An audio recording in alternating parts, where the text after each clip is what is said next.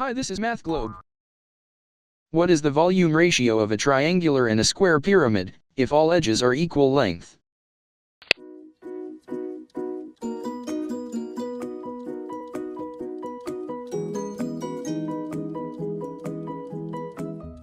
Let the solution come. Okay, first, let's draw two regular tetrahedrons, that are a triangular pyramid all of whose edges are equal.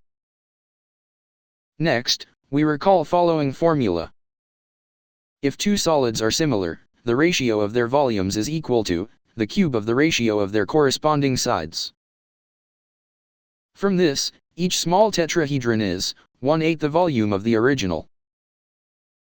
Likewise, a regular tetrahedron can be dissected into 4 identical tetrahedrons in an octahedron. Thus, 4 tetrahedrons will be half of that volume. Next, the octahedron, which is 2 square pyramids face to face, is also on half the original volume. So, each square pyramid is double the volume of the triangular pyramid with equal edges. And this is the solution.